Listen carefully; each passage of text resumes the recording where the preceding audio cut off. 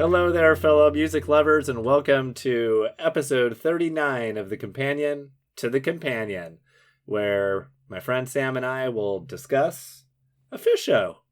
A Phish show... 39? That's on the 39. top 100 Phish shows of all time, and does it deserve to be there? We're going to be talking about 8/13, August 13th, 1996, Deer Creek, the famed venue. And I believe Deer this is Creek. the second year they played there. Is that correct, Sam? Historian? This was... where... I wrote this down. I have facts. Maybe I don't. Doesn't matter. It doesn't matter. They played 39 shows at Deer Creek as of now, and this was their third. Oh, this is the third. Okay, but 39 shows at Deer Creek, and this is episode what? This is episode 39. What? Oh my what? God. We did not. We just stumbled upon that with you all. That was very exciting. I just made that connection. And yeah, having seen a couple nights at Deer Creek in summer 97, it's cool. Yeah. It's a big outdoor shed. It's just like everywhere else. It's corn country out there. What makes the Phish bring out the jams? I have no idea. Deer Creek, there's something real honest about this band and real American, and there's nothing like the Midwest to bring all that out. So maybe, I don't know. And it's a bit of a trek to get there. It's not just like most people travel. I feel like everything's a trek in the big true. Flat part of the world. Deer Creek is like, it's all just sectioned off farmland. I remember when we went in 97, we stayed at Glow Woods Campground. So all the farmers some farmers, lucrative farmers, entrepreneurial farmers will take their plot of land, have a gate, have an entrance fee, and people come and camp on their land, and it's just a free-for-all. And because it's private property, no one can come out there, no police, no nothing. There's no bathrooms, though. It's like it's tough. Yeah. But we had a great time. I remember like 10 of us riding in the bed of our friend's truck to the show and back both nights, and there were a lot of...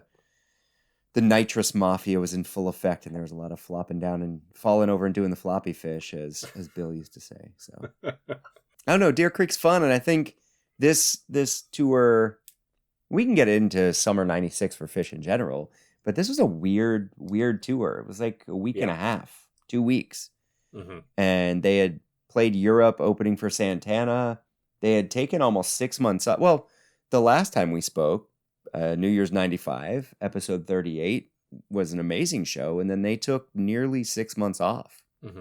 They recorded Billy Breathes, which arguably their best record.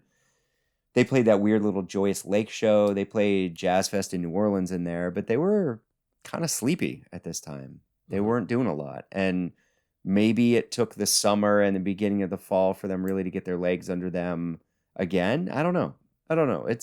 I find this show to be a great encapsulation of what summer 96 was, but does it deserve to be on this list? I'm not sure. And we will discuss in depth. It was officially released as Live Phish Volume 12, so it was really lauded on as an early, this is great Phish by the band. So, yeah, that's true. And I am a little confused as well. I agree with everything you just said. And I do think it's an excellent snapshot of the time. And they were doing this little mini acoustic section in their summer shows. And we got... a couple of them, yeah. Yeah, we got one here, as we will in the Clifford Ball. Just having read the reviews and then having listened to the show, I feel like there is a bit of a disconnect. Some of these reviews are very, very, they're kind of pumping this up as being like a major awesome show where Phish really broke ground and crazy hose. And I do think it's a great show, and I don't have a lot to complain about it, but I don't know. It just doesn't feel like top 100 to me, Sam. I guess we're going to have to get into all the details of it, but the summer was weird. This has to be one of those, a bunch of the people doing the voting were at the show. It has to be. Yeah. It's another one of those. And they had an amazing time at Deer Creek, and it was like a mark in their life. And I totally get it too.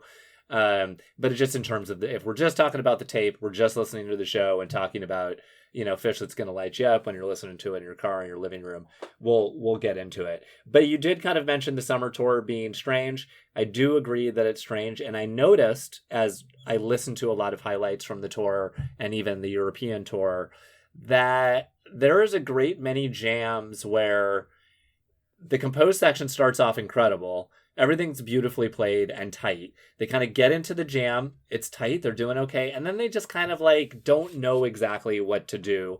And then eventually they kind of coalesce at the end. And then there's a huge big ending that's very satisfying that leaves you with a good taste in your mouth. And I understand why. And I think if you're just looking at summer 96, you could be like, all right, so 96 isn't your greatest year. But I do think things got stepped up in the fall. And there's a lot of incredible shows in the fall that probably could easily replace this one. And I got a couple from the summer that I think are certainly peers as well that we'll discuss later in the episode. Yeah, I mean, we've discussed this too, where 95 saw the band reach a peak. I thought New Year's 95 was one of the band's peaks. And 96, I think, is a little bit of a lower valley. But it's because the band's transitioning. Of course, I read Robert Mitchum's essay about this show, and I found it short and succinct and beautifully written. And he theorizes in the same way that I have, that the band was tearing itself apart a little bit between two poles. So there's the silliness, there's the doopity-doo, funny, jokey humor, Phish, tongue-in-cheek, we're going to be the nerds in the corner and the oddballs. But then they were getting a certain amount of notoriety. They had a big record deal. The Grateful Dead were gone, and they could sell unlimited tickets to anything they wanted to do.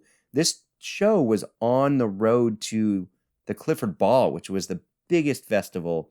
They loved, we will get deep into the Clifford Ball. I don't think either of those belong on this list of 100, either of those shows. Maybe we condense both into one episode, too. Because I have a lot to say, but not a lot of it's going to be this all belongs here.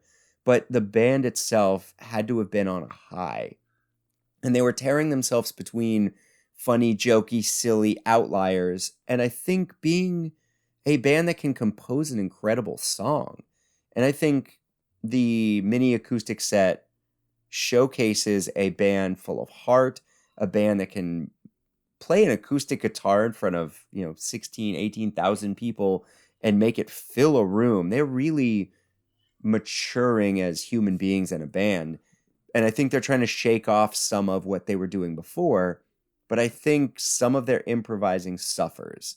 I think the mini drum kit sees its last legs on this tour for good reason. Yeah. Like, it was put to use in 95. God, every big jam I went and listened to from this summer was just mini drum kit at some point. Right. It still goes into fall 96, though. A little bit. Yeah. They don't know what to do. Get silly. Mini drum kit. Yeah. I don't want to. We love this band. We're nitpicking, and this show is an A. It just might not be an A+. Yeah, and in fact, if you want to get rid of the Clifford Ball and keep this show, totally for it. That's totally fine. Yeah, but I'm just we'll thinking, just add in 814 at Hershey Park too, rather than Clifford Ball. That's fine. I think the show is great. Awesome. Yeah. Okay, so let's get into the deets. Okay. Starts with the divided sky. So just let's look at it from just a big picture. You've gone all the way to this cornfield in the middle of Iowa, and it's Iowa, right? Indiana. Yeah, Indiana. Of course. Why did I say Iowa? I'm so sorry. I had a friend traveling to Iowa. Totally different states. This is embarrassing. Sam, can you edit that? In the middle of a cornfield in Indiana, and they open with Divided Sky. That's pretty special because it's it's going to be a camping experience. It's a little bit more than a regular show, and I could see that Divided Sky setting the tone for the entire night in terms of audience perception. Well, here's why I think this show was attended by people voting for this, is that this Divided Sky gets headphones. Mm-hmm. There's 3 songs from this show that get headphones. This Divided Sky, The Slave to End the First Set, and the mics. Right. Does this Divided Sky... I mean, it's a great version. Yeah. This recording, the official release, Mike is way up front, like some of those 92 recordings. It's wild how his wrong notes really stick out. I love it, like being a bass player. Like, put the bass out front. That's how I want to live. And in 96, Mike was like finding his sound and really defining his tone. He's way out front in the mix, and I like it. But why is this get headphones? Yeah, like it's I could play you interesting. 12 better Divided Skies that don't get headphones. It's a real, like, it was, you had to be there in that moment. I'm sure it was amazing. Yeah. It's very well played, and it's an A Divided Sky. It's great. Like, when it was over, I was like, wow, that was a great Divided Sky.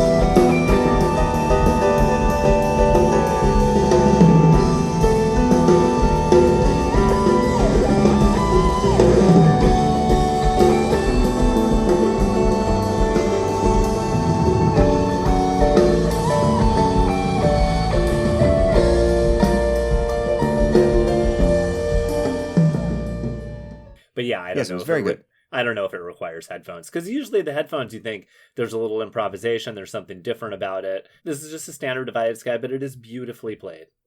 Yeah. I mean, the whole show was beautifully played. I Yeah. I remember anecdotally, it must have been in like the Phish Companion Volume 1, where someone's writing a story about this show and telling about their experience there. And I guess there was a guy walking around wearing a hat that had like a digital scroll on it, like a big wide digital scroll, and it had the set list as it was going. So it was like Divided Sky, Tube, Tila, Yeah. and this person, like this, the reason why I think this show edged out, the One Good Night at Red Rocks or Hershey Park is because it has some breakouts the band hadn't done in a while. Right. And I think people on tour are getting a little bored with like, dude, you're playing the same songs every night, guys. Let's give us something else. And this show had a bunch of lesser played songs. Yeah. And I think that adds to the lore of it as well. So and it also gets Divided Sky opener's big. Yeah, and it gets the mini acoustic set too, which is like, I always think this is not necessarily something that when I go to on tape I really want to listen to. But I remember the first few that I heard where Trey is very cordial, he's talking, it's intimate, it is very moving, and it's pretty. And I get weepy. Yeah, and I imagine it's very, very special to witness. So I think that's also a part of it. And I think the reason why I was acting kind of jaded about it is just because they do the same thing at Clifford Ball, and then that's our next show. So. But well, okay. I saw the acoustic set. I saw the 4 Red Rocks nights of this tour, and we'll get into more of that later. But I very much enjoyed the acoustic songs. I thought it was really incredible, and it pulls on heartstrings. It makes you close to the band. They were actively trying to get you into their songwriting differently. Right. I also just remembered. Maybe we'll have a quick guest spot with my wife because she was at the Clifford Ball. Oh. and I wasn't. So I was at the Went and the Lemon Wheel, but not the Clifford Ball. So she would probably have, some fun anecdotal information to throw in there. Yeah. Non-song related, just like Yeah. venue and experience related. I'm sure she was with her friends and did some things she shouldn't do, and I can't wait to Well, have her that's here stuff talk we don't about have access to, so bring it on. We Yeah, can hear the music. firsthand. So Divided Sky, good. Yeah. Yeah, good. It's BG, great. very good. I'd say it's a Okay. great Divided Sky. Yeah. Okay. Way better than I would expect out of an opener. I mean, usually when we get a big gun opener, I don't, a Tweezer opener, a Mike's opener, or a Harry Hood opener, I'm not expecting it to be a game changer, but it's exciting that it's the opener. And I think this is a Divided Sky opener, and it's an excellent Divided Sky. So great way to start. And then we move into the Tube, which I guess, is this a rarity at this point? Are we super excited? Still relatively rare. Yeah. Okay. So yeah. And it's a great Tube. Real snappy. I love it. I mean, it's not a Tube of the funk era. This is the pre-funk era, but it still has a white. It's touching on it. A white grooviness. It's touching on it. That is, you can feel it.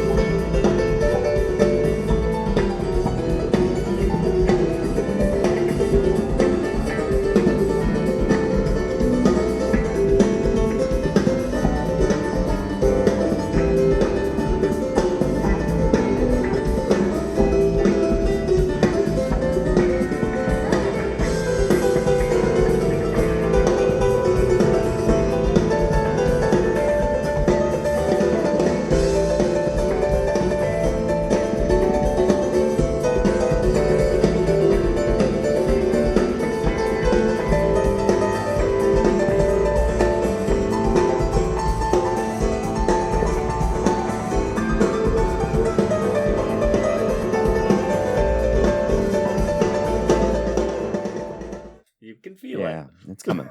There are some moments in this show where I'm like, oh yeah, I remember, by the fall, they are a funk band. And yeah, it's cool to see the beginnings.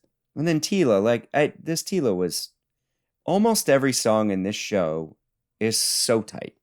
So clean and crisp, and the band is really on. There's just not a lot of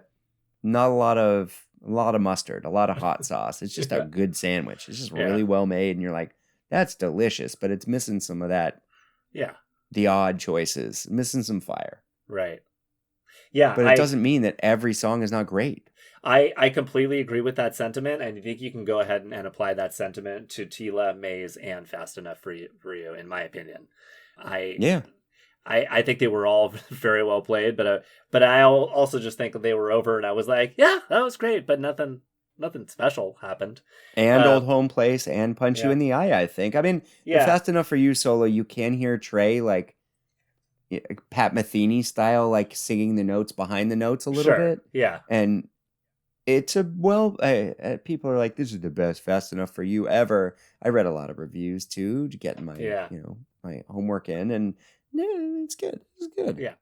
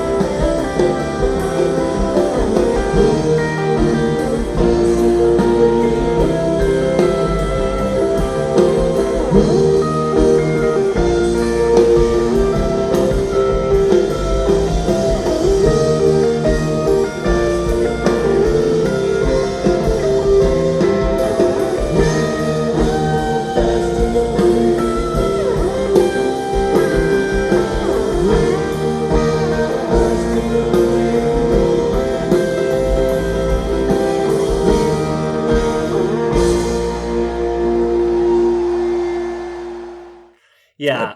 I felt like after reading the reviews, I'm like, what am I missing? But Fast Give me Enough, 15 minutes, I'll find you a better one. yeah, Fast Enough for You is a song that I really love and I seek out. And Yeah, me too. oftentimes, if I like get a new show or something, it'll sometimes be the first thing I listen to. So yeah, I feel like it was great, but I mean, it's not any greater than any other version. So Are there two guys who like Phish ballads more than we do as a team? I think, I'm just I love Phish ballads. I don't know. This one was good. I even, just as a side note, the new album Evolve came out recently, and Pillow Jets, just not even that I like loved the song, but it just stuck in my head, just like a fucking thorn. I was like waking up in the middle of the night, just going Pillow Jets of Sound. I mean, it was just terrible. So I guess I have to admit that's a good song, and I enjoyed what. Can I say something a little bit controversial? Yeah. I kind of enjoy some of 4.0 Phish. Okay. Like, lay it on me. This is their best record, I think, since pre-Big Boat. Mm-hmm. Like, possibly their best record since then. There's some I thought the song Evolve is great. Like, the sentiment's a little sappy, but my son is obsessed with that written song. material. It's really good. Yeah, he's learned all the lyrics. He knows every word. He's played it for his friends and just is like, Daddy, this is like one of the best songs. Yeah. It's just they're really like the silver fish. Like I'm enjoying. They're like they're the grunions of music. I'm digging it. Anyhow, okay, back to it. Yes. So go ahead. I will push through till Llama, but I feel like Llama needs a little bit of a mention because there's a point in Trey's solo where he is playing guitar with one hand and drums with the other. Mm-hmm. And it blew my fucking mind. Yeah. Like, it is intense energy, and he's holding and sliding these notes up the neck while playing his mini drum kit with the other hand. And I didn't have to watch it. Just listening to it, it was nuts. The Llama got where the Maze should have gone. Yes. The Maze didn't go, and then I thought Llama really, like, the gas pedal was all the way to the floor. It was great. It was really great.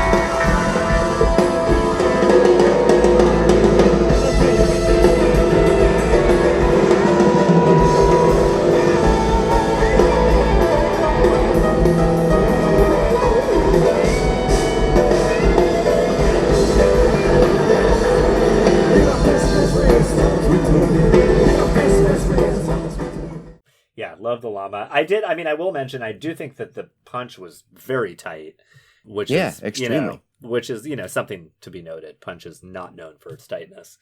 And Page is killing it this show. Everyone's killing it. But Page, like, his solos in Punch were very impressive. Yeah. Yep. That one towards the end. Oof.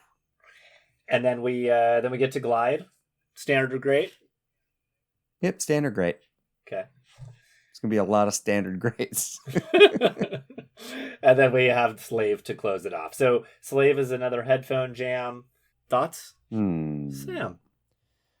I thought that there was some real weird...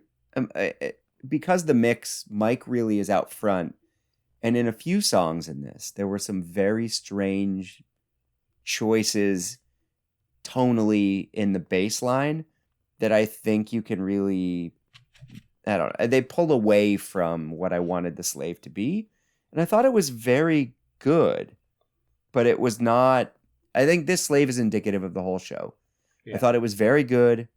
I can play you a handful of better slaves from shows we've already done prior to this. And yet it gets headphones. Yeah. And I'm not sure. I'm not sure how to feel. Again, it was good. Very good first set. But and this is 96. We get a slave to close out a first set, Divide Sky to open, set list wise.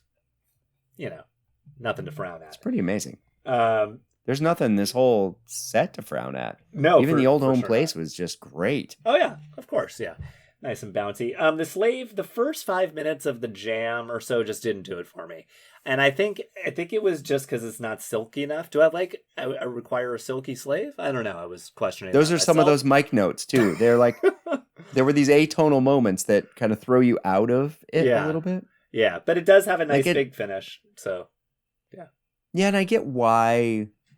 As a bassist, you're trying to accentuate odd tones within the scale structure you're working in, and you're trying to not just land on roots and fifths and like be clean with it and trying to push the melody in unique ways. I just think, his skills as a bass player were always there. Mm-hmm. I think the leap, and other band members talk about this, his leap in skills from 96 to 97 to 98 were massive. And by 99, he's leading the band a lot of songs.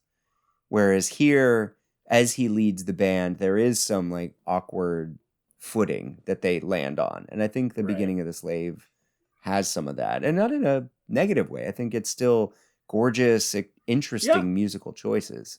For sure. It's just not for everybody, I guess. I don't know. Yeah. It was for the people that wrote this book. Yeah, I think that like a lot of these performances, I'm like, yeah, that was great, but I would never select that to like play to like someone that had never heard Phish. No. No, this is not a dude, you got to hear this show because it's like, I don't know. I get a lot of feelings. So we're going to, we have set break. Use the bathroom. No more audience chest moves either. Yeah. Oh, well, that's nice. No more. And then we're going to start off the second set with an AC/DC bag. It's got a little extendo on it. What do we think? Yeah, a little bit. Yeah. Short. I think this is summer 96. When you talk summer 97 AC/DC bag set 2 openers, you're looking at 25 minutes of absolute insanity. But we're not there yet. This was what, like we're not 8 or 9 minutes, and it was tight and clean. No, it was 12 minutes. This song it was 12 minutes. The song's it's but it doesn't go anywhere. Yeah. It's such a different vehicle, right? Yeah. Like I love it showcases how the band changes so fast in a year. I thought this and The Lizards was great and well played, and Page's solo at the end prior to, the written guitar part was spectacular. Absolutely. But I don't know. Yeah, I want to go go 1-2 opener. What do you think? Well, the AC/DC bag, this is my thing, is it's a type 1 AC/DC bag. And if it's going to be a type 1, like really pack it in there. I want the energy. Because now I know what I want 9 minutes. Yeah. Yeah. So I actually think this is a little long, and I do think it drags for a little bit. And I listened to it a couple times because again, it's on the headphone list, isn't it? Or no? No, it's just on the jam charts. Okay. But I listened to it a couple times, just seeing what I was missing, and then I listened to some other AC/DC bags from the tour. Or for the summer, and this one's not the best. So there's a little, like, they're not as in sync as they are in some of the other ones. So and I'll talk about one of those that I highly recommend in a little bit here. So I think it's fine, but I think it was a little long. Although in the moment, I'm sure it was amazing. Yeah. The Lizards was perfect. Yeah, as you would expect from this era. And again, Page's solo was fantastic. And it's not like I'm expecting anything crazy out of Lizards. So it is what it should be. And then absolutely is. We get to the big stuff, right? Yeah, this sandwich, this Mike's Lifebuoy Weekapaw, inserting Lifebuoy as a hydrogen replacement, it's pretty great though. Like I like the sentiment of the 3 together. Uh-huh. I'm a real, as we spoke about before, with ballads, but I'm a big Lifebuoy sucker. I'm into it. And, a lot of my beginning reviews of songs from 1996 are like nice, tight, snappy tempo. Like the band starts. This is a band that was in the studio. You can feel it. Their tempos are snappy. They start really great. They're not too fast because they're excited, like a lot of 93, 4, 5 Phish could do. They're not too slow. Like I actually listened to this Mike's Lightboy Weekapaw, and then I listened to the Mike's group from Mongreen Festival that just happened. Oh yeah, it was half the speed. Right. It was wild to juxtapose those two things next to each other. The Weekapaw felt like you were taking a nap. Right. And next to this one, it was weird. But at this time, it was nice. Like I like this tempo, and I felt that way about almost every song. I was like, "Ooh, this is like groove dance, pushing, like young, youthful, great tempo." And then it just like, I don't know. I was bored until like 10 minutes in. 10 plus. And then it just has like this raw power, amazing build. And I was like, ooh, like in the second section that I really enjoyed. And then it was, guess what? Keyboard mini drum kit jam. Right.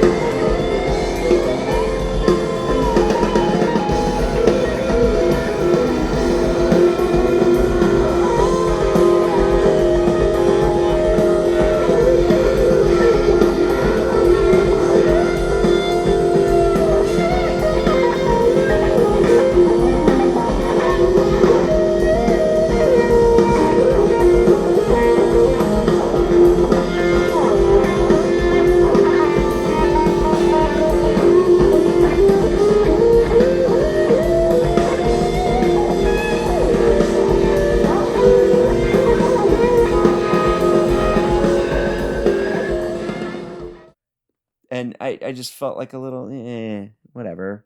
Yeah. I don't get the headphones. I don't get the like, this is the 22-minute big like jam of the night. There was like 4 minutes I really, really loved. Right. And it was because it was just power rock, like a really aggressive, swirling rock and roll. And I liked that. Yeah. It feels like anything I add. Well, I mean, I can add a little bit, but yeah, you got it, Sam. I don't know how much I could add to that. Yeah, I liked the same parts you did. I agree with all that stuff. I guess the only pushback I will give is that I do not like the sandwich. Lifeboy, no good in the middle for me. Bad. It's just bad. Huh. And I'll tell you why. There were so many at this time, like 4, I know, 5, 6. And I think I really struggle. I love a lot of different Mike Sandwich, but I struggle with the ballad in terms of like, I've got this like big raucous abstract mics that puts me in a specific mood and then doesn't give me a lot of closure. And then and I always think of like the ballads as like I want a song to finish and then I want a ballad because I want the ballad to be its own thing. Because Lifeboy is such a powerful song, for some reason my brain wants it self-contained. So when it segued into Lifeboy, if that's what you want to call it, I mean, it segued. I was kind of like, like I would prefer a straight into Weekapaw, a Hydrogen, a Simple, even something like a What's the Use, or I can even think one time they did a Mike's I Am the Walrus Weekapaw. I thought that was great. But something about the tender ballads I struggle with, and also come to think of it, we can discuss this next time. I remember the Clifford Ball loving the mics, the Contact on the and the Weekapaw, but I don't know that I love them together. We're gonna have to get into that. So I obviously have some sandwich issues. I'll have to take those up with Paige. Yeah, I haven't listened to the Clifford Ball shows in years, but I remember that Mike's Contact Weekapaw being like one of the bright points in a general like blah sandwich. So we'll see. I think it's better than you remember. Oh, yeah, we'll see. We'll see. We'll get there. There's video. There is a lot of material to digest for those shows, which is almost why I want to make it just a one part. Like, let's just knock it out. But I don't know. We'll see how it goes. I don't feel as strongly about the Lifebuoy and the sandwich as you do. It's a tearjerker. It's like, I feel like Mike's throws you around a little bit, and it's nice to get a little hug. Sure. And to be introspective. But again, this is the outro jam is beautiful, but Michael Soft G Gordon is making some really interesting choices with his melody lines. But they're like, I like them. I just think like you said, I wouldn't play this for someone and say these are ballad choices for this reason. Right. I don't know. And the transition from Lifebuoy to Weekapaw was fine, but this Weekapaw is just solid and short. Yeah. Like, if it had some real, if this was the cap, if this added an extra like crazy jam in the middle, or maybe save that mini drum kit jam for Weekapaw, right, and just jump out of the mics earlier into the Lifebuoy, and I feel like 91 to Phish, Weekapaw was a real vehicle for Machine Gun Trey, but also some really interesting rhythmic stuff. Yeah.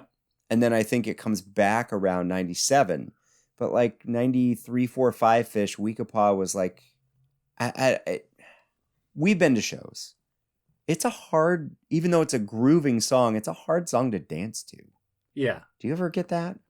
I guess it's got a kind of an awkward, like jerky thing to it. Yeah. And like people that are real good dancers, they dance to it. Right. But I'm not a real good dancer. And I have a hard time dancing to Weekapaw, like it at this era.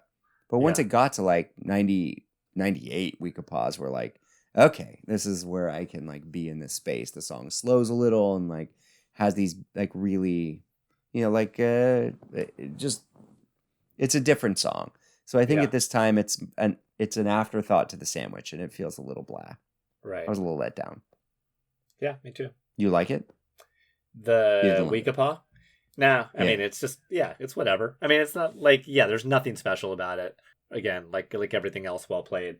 But of the 3 songs in the sandwich, it's my least favorite song of the 3. Yeah, I agree. Sadly. It's not a triple headphone. It should be a triple headphone. What are we doing? Yeah. Triple headphone. Why aren't we pushing like Lifebuoy and pushing Weekapaw? Like, I don't know. I'm talking shit. We're taking an A and asking for an A+, but still. That's the job. This is the job. This is the job we signed up for. I like this job. And then we're into theremin territory. Yeah. So, from what I know, because seeing this exact same sort of transition at Red Rocks, the band needed a way to get. So the mini acoustic set, they had to move all the equipment, roll out this mini stage. It was a whole separate little stage with all the gear on it that was all, I believe, all plugged into the board somehow already. This is a technical goddamn nightmare. Like they should have had a second stage, like, already built in. So they wheeled it out, and then the theremin at the beginning with the Somewhere Over the Rainbow, and then the Sweet Adeline at the end are both songs, but they're also meant to cover up the movement of this stage and the reconfiguration of the existing stage. So theremins are cool.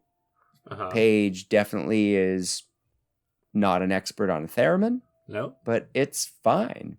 It's fine. Yeah, what do you think? I think it works better at the Red Rock show. But yeah, it's weird. It's silly. Like, and I feel like in the moment you'd be like, oh, this is like a funny noise. And oh, look, they're playing Somewhere Over the Rainbow. And that's cool. In terms of replay value, it's got the replay value of an average vocal jam, I'd say. I'm just going for it now. You sounded just like it. So yeah, I don't know that it necessarily super works. Like I think the idea of like this like cool trippy somewhere over the rainbow jam to kind of follow this huge, but it isn't really trippy necessarily. It's more just silly. Yeah, it's tonally a theremin on its own it's a thing to look at, and it's a what is that? Right. And then it goes away. Like Right. there's not a lot of longevity or long-term musical use for a theremin, I guess. Yeah. So yeah. But Not my favorite. maybe I'm stepping on the toes of people that love theremins, and maybe a theremin could be used in a symphony orchestra in a very specific way. I think it's it technologically has been. a marvel. Yeah, I think it has. It has been in orchestras. I mean, in some ways, this is like when we were at Meow Wolf playing with that huge thing. Not the second one where we had a little crowd and we were like rocking and feeling great, but that first one where you're just making you're changing wavelengths of sound, and I think it's fun. It's a cerebral exercise that I enjoy, but there's no re-listen value here. Yeah, agreed. Speaking of no re-listen value, then we go into Waste. You're gonna be insulting to Waste? It's on acoustic, and I love it on acoustic. But one of my deals with the show is the vocals are really clear and they're really out front. So that means when there's like vocal tics or things are a little bit off, you can really feel it. And the Waste just, even though I like the acoustic, kind of like I like the acoustic the way they do the Horse Silent, I feel like it's not, at some point the Waste gains real power with the electric solo. And at the end, and I kind of missed that a little bit.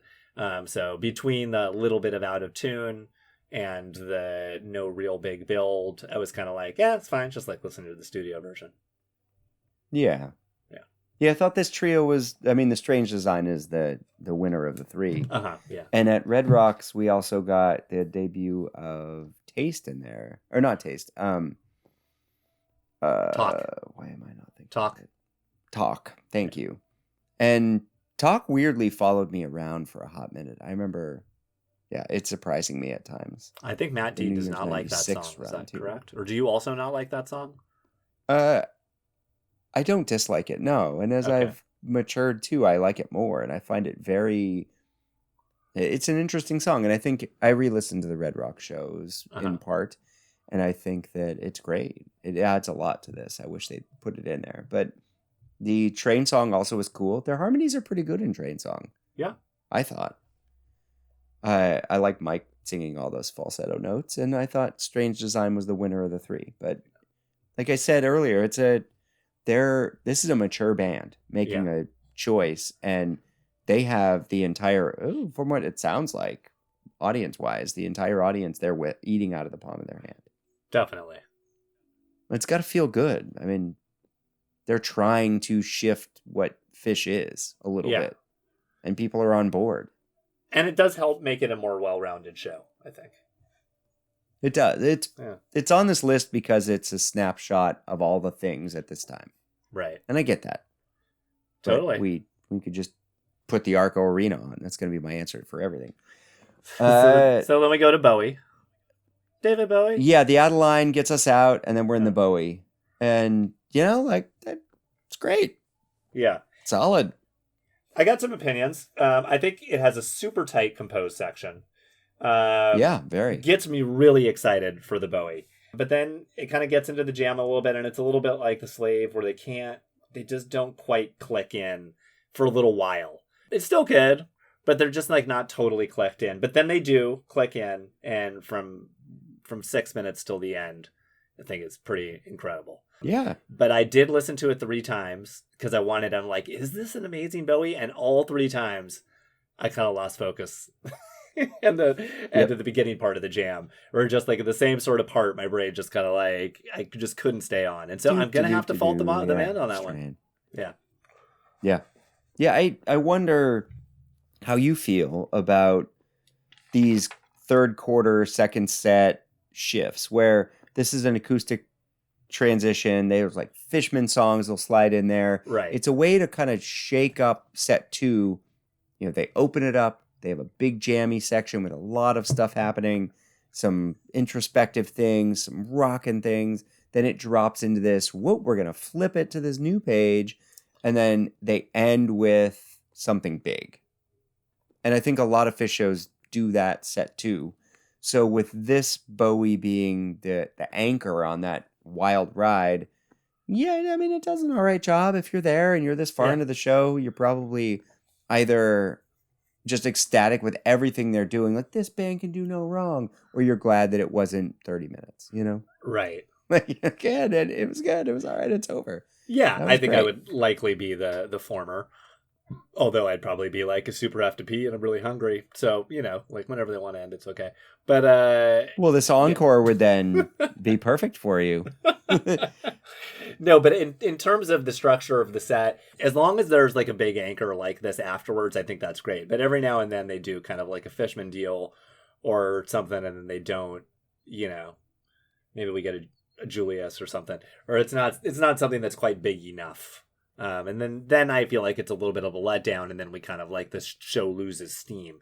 But I feel like by having this Bowie at the end, it prevents the show from losing steam. So. Yeah, I remember the last night of Red Rocks when we left, and Ryan probably would remember this too. There was some guy, like you go through these like little rock things and you're heading toward the parking lot, and some guy was selling beer, and he's like, $2 blah blah blahs, ice cold blah blah blah to wash that taste of bouncing in the room out of your mouth.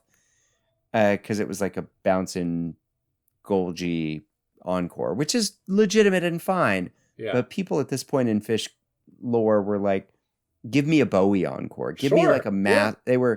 They were expecting incendiary over the top all the time. Right. But for me, I would take a 96 bouncing by itself as an encore now over almost anything they're doing. Like, and I just, a few minutes ago said I think 4.0 is going well for the band, but I'd still take a 96 bouncing over almost anything.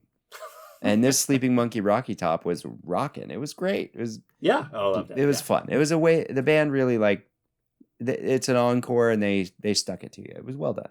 Yeah, I think your bouncing comment's probably the most controversial thing said tonight. Although I could be wrong. I hope so. I love a bouncing too, I love the sound. The post vocal. When it's just the instrumental, like few bars, when it's done well, is just like it's bliss. It's how it's well, whatever. Yeah. So, Live Phish Volume 12 has some bonus stuff. Did you listen to the bonus things? I did. Yeah, the Yamar Split Open and Melt. Yeah, the 1-2 openers from the night before set 1. What did you think of those? I liked them. I thought the Split Up and Melt was great. It was very weird.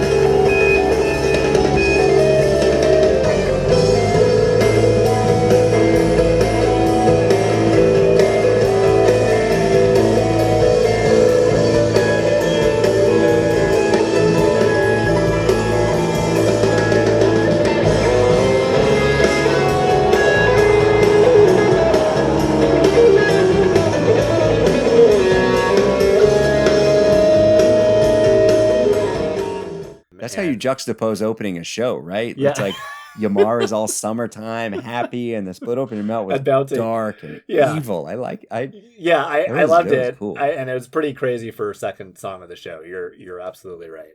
Yeah. Yeah. So they were having some fun. Yeah, that's great filler, and something that should be mentioned. And there was some weird sound check stuff. Oh, okay. I didn't hear that. Sound check stuff was garbage. Yeah.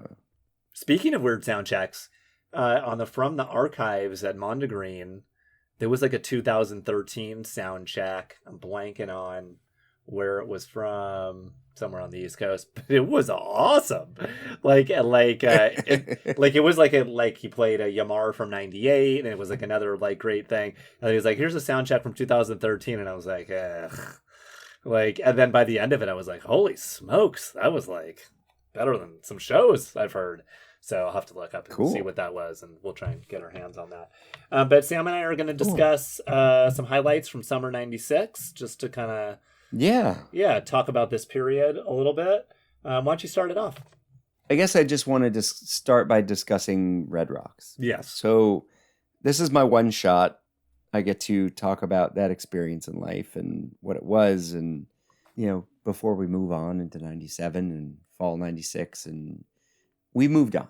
Right. So I was a young man, a boy in many ways, and my friend Ryan and I decided we're going to go to this thing, and we ended up getting a bunch of friends, and we camped, I want to say 15 minutes, but it was probably much further, at this beautiful place up in the Rockies.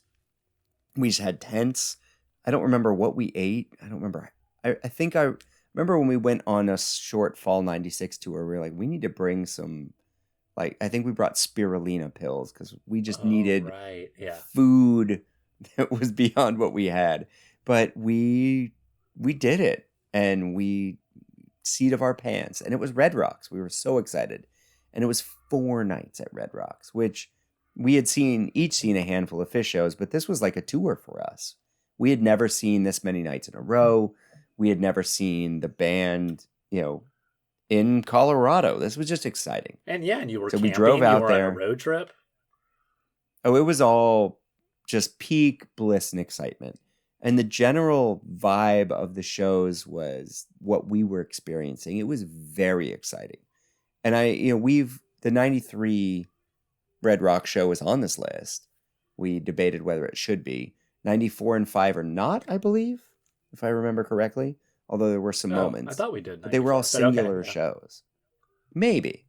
But this is '96 and there's 4 nights. You were expecting one of these 4 to be life-changing. And the weird thing was that none of them were. And I remember in the moment, none of them were. And a lot of the thunder got stolen because I believe night 2, night 3, the little tiny town of Morrison that you can almost see from the venue, which was not where we were staying. We were staying west of the venue. So we were nowhere near Morrison.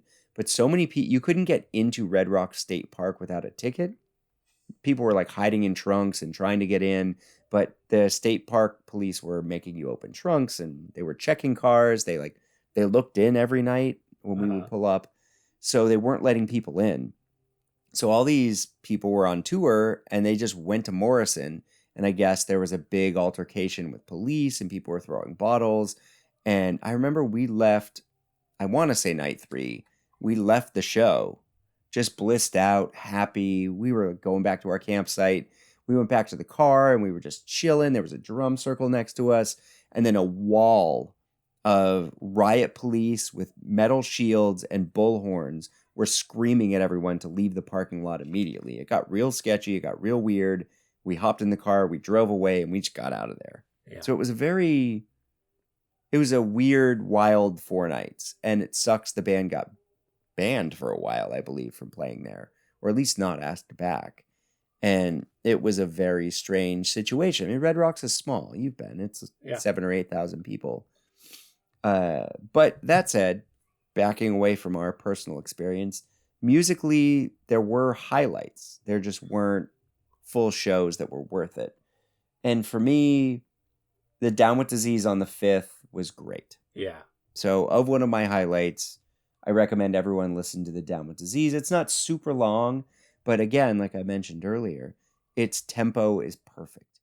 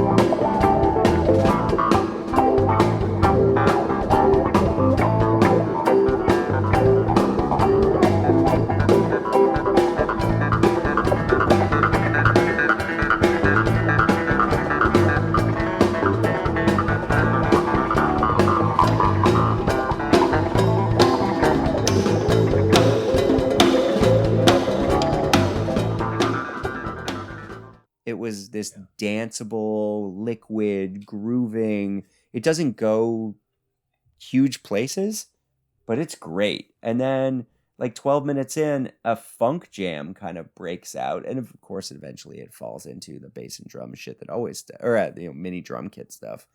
But it's a pretty cool funk jam. And the transition into It's Ice is a little sloppy. But in general, I loved this Down with Disease. I know you just listened to a bunch of Yeah, and the transition Red is Rocks. sloppy, but it's trippy. Like I like it. It's like, cool. And the It's Ice was great. Yeah, I did really enjoy that. Yeah, that Down with Disease was one of the highlights of those 4 shows, for sure. The more I go back, the more I like these shows. So 2 of my things are from these shows, and I'll just go through them both now because I'm stuck on the Red Rocks thing. Yeah. The Down with Disease was great. The Harry Hood from the next night. So, boy, I don't have it in this room, but I think it's in the next room over. I kept the piece of paper.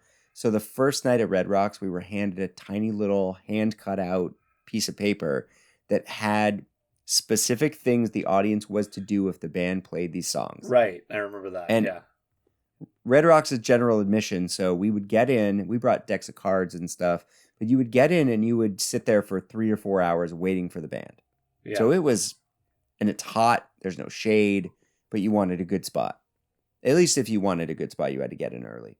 Yeah. So we just sat and studied these little pieces of paper. And the band, funnily enough, didn't play a lot of the songs on the piece of paper, but one of them was Harry Hood. Yeah. And it specifically said when the band during the beginning said Harry, the audience would scream Hood back to them. And I can't, the chills I get every time I listen to this one. Yeah. And the band almost stops playing. Yeah. You can hear them pull back to like barely playing their instruments because they are in shock of what the audience is doing.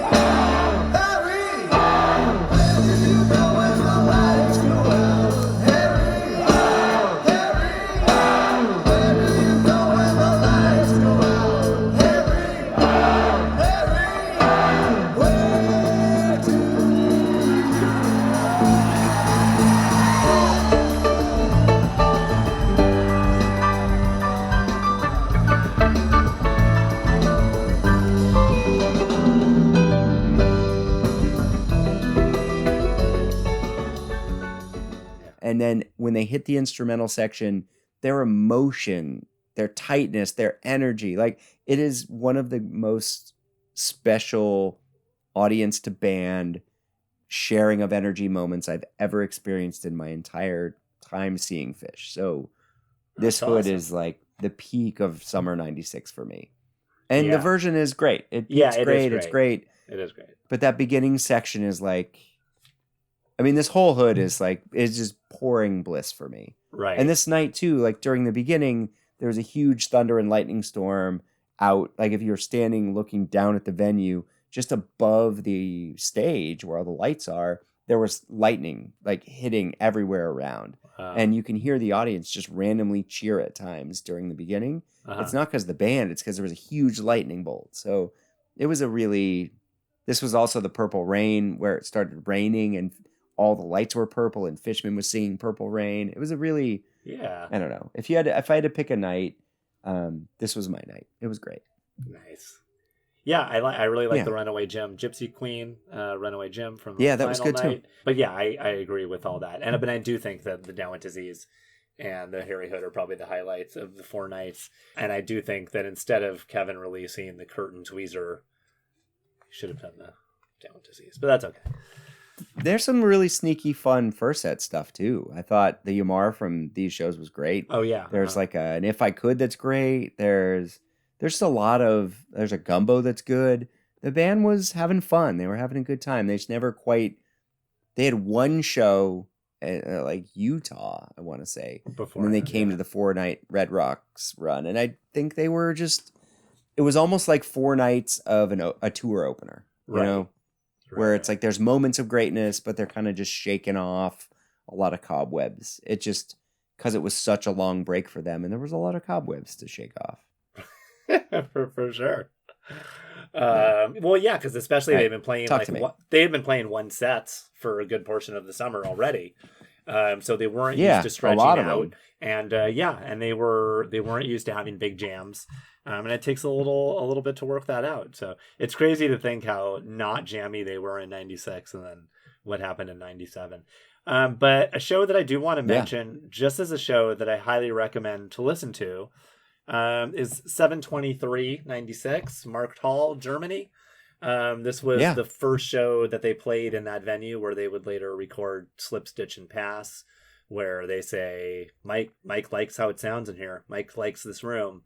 And you can really hear why Mike likes it in this show. Just the recording on re-listen is certainly good enough.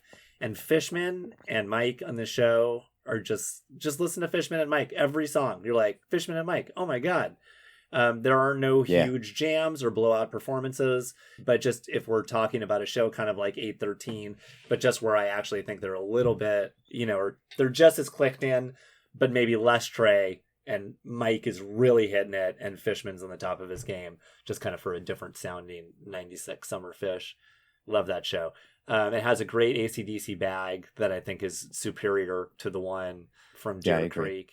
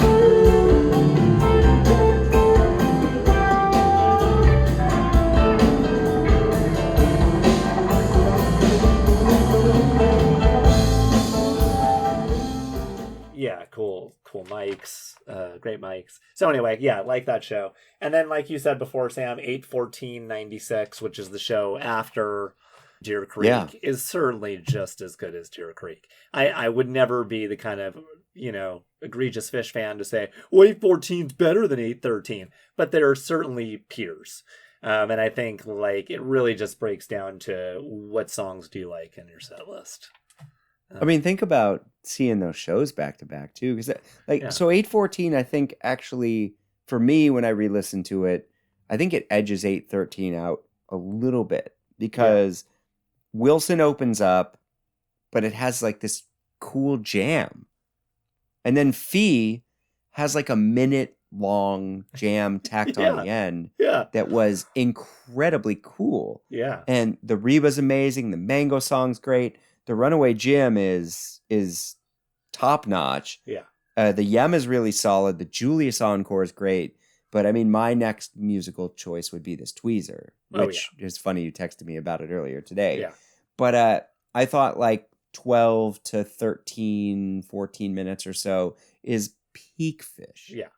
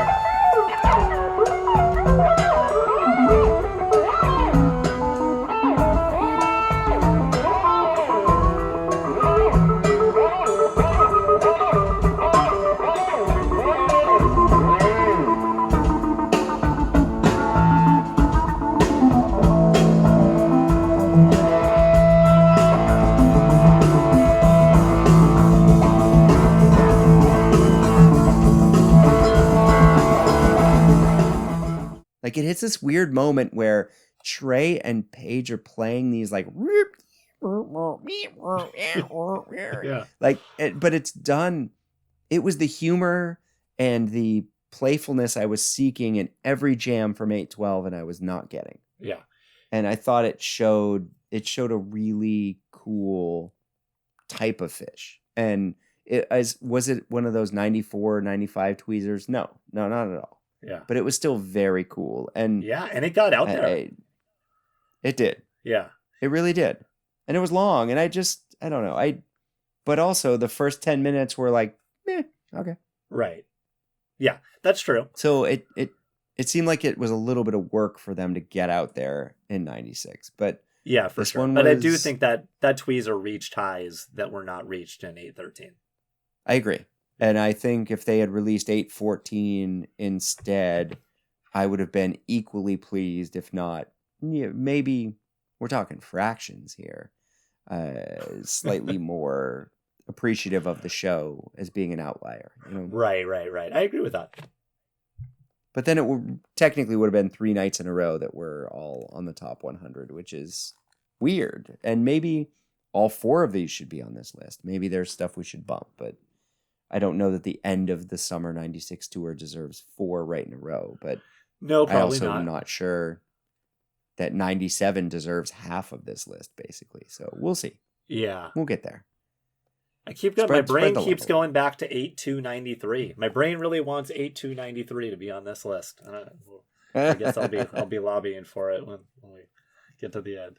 Well, I'd also, as we talk summer, I'd like to discuss Amsterdam just a little bit. 7/12/96. If we must, yeah, go ahead. So, I listened to some of the show. Uh-huh. I thought about it a little. I remember when we got the tapes of that show. Yeah. Way back. And I thought, this is the worst thing I've ever heard in my life. And when they played there in 97, I was really worried because I got the tapes from, 97 summer tour Europe was 2 separate tours. Right. So I got the first one when they went over there, and it was good, and there were some really nice moments. I remember there was the reggae cover opener, and I was like, this is good. And there was that Down with Disease that was amazing. But then the Amsterdam shows that we will discuss later, the back-to-back 7/2/3 or 1/2, whatever. 2/3. In 97 are amazing. Yeah. Like peak Phish in many ways. Yeah. This, I don't know if it's peak Phish, Uh-huh. but I read some theories. I went down the internet wormhole prior to listening. I read some theories. Then I listened again to certain parts. And it's basically was believing that the band was fucking with stoned people on purpose. Oh. And that almost every single song, set 2 and encore, and some of set 1 are unfinished. Right. If you read the set list, there's 15 unfinished songs. So they were purposely not finishing songs. They were like deading things in weird ways. And then I heard that the Susie Greenberg, that Fishman, and you can kind of hear it in the recording, he sits on stage and starts playing this really simple beat. And then the whole band leaves and he stays and plays this repetitive beat all the way to the encore. Uh-huh. And the encore is almost a third set, Yeah. which is a bunch of unfinished songs in a row again. And that they were fucking with people, and that the drum part was like a John Cage kind of tip of the hat to like a negative song vibe. And if you try to listen to the show as we're going to take this little club in Amsterdam and maybe we smoked some weed, maybe we didn't, but we're going to take these super stoned people and just fuck with them on the next level. It's pretty cool. I think as a piece of art. I will listen to it with those ears. But if they did do that, they should have told us.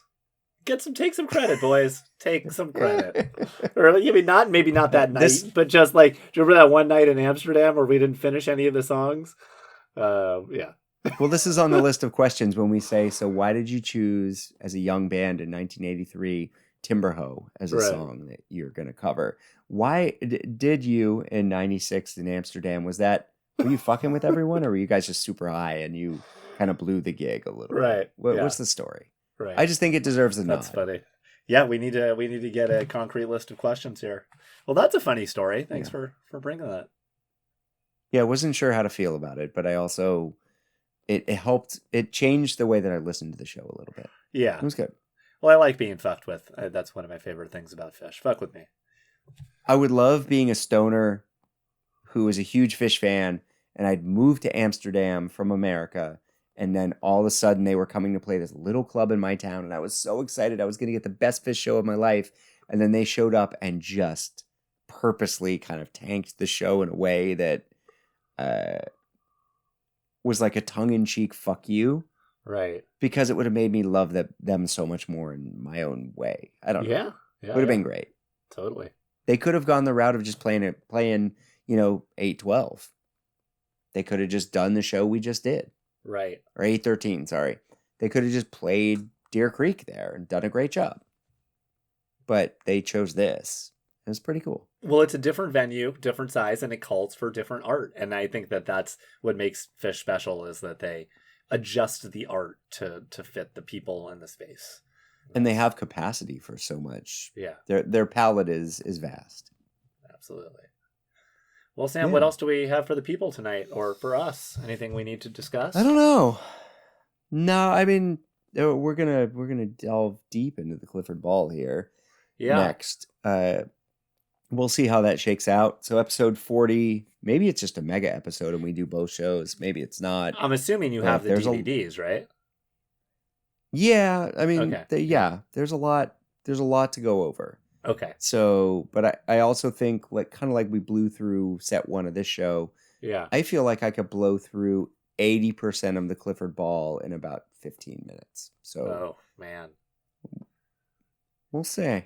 Guys, unless I watch this Clifford Ball and I have a very different experience than I've had in the past, Sam and I are going to be a little at odds this next episode. I'm really looking forward to this. This is going to be great. Well, you see, what happened was the band released the audio. Like, I'd had tapes of it, and and then we had the super crisp soundboards. Yeah, because they were played on like FM radio, and so I remember listening to the soundboards, and anytime you got a good sounding Phish show in 96, 97, you were ecstatic. Yeah. Pre heavy internet, pre-traded shows. It was very, very exciting.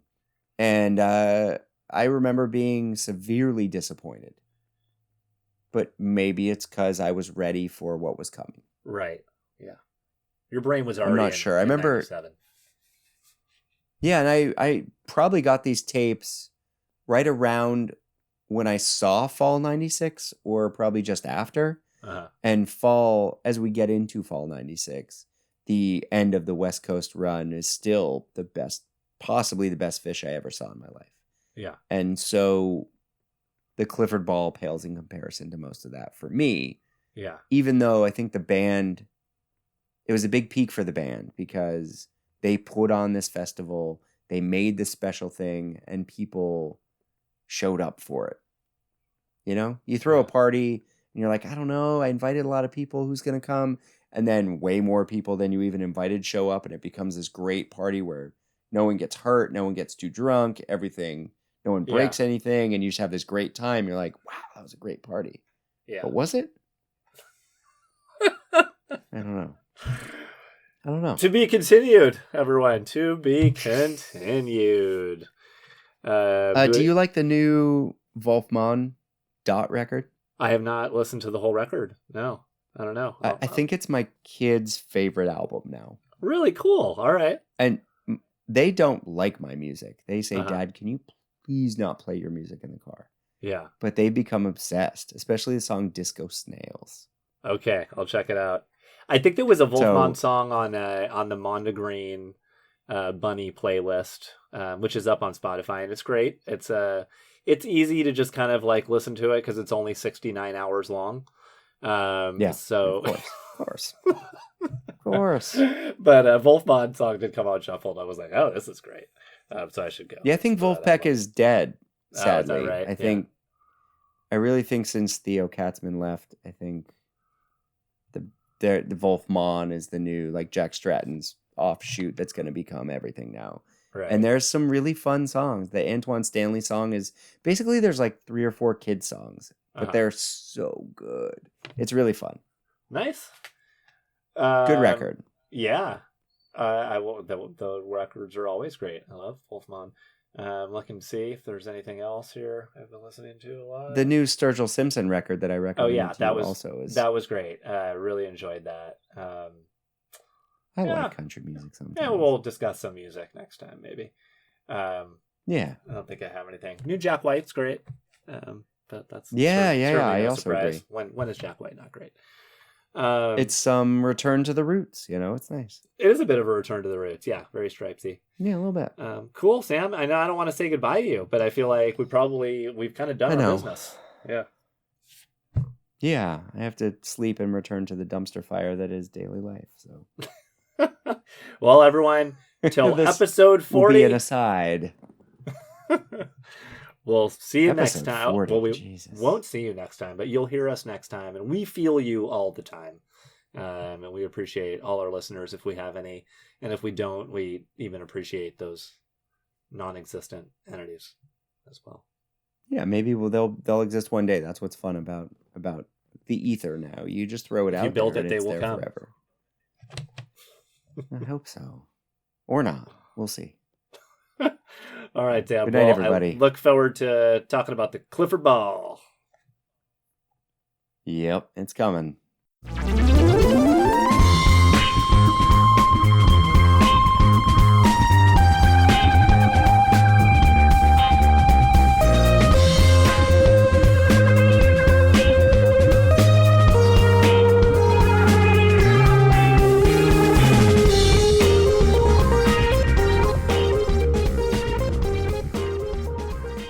Hello there, friends, and thank you for listening. If you have any questions, comments, concerns, or would like to reach out to Ian and I about anything at all, you can find us at companion2thecompanion@gmail.com.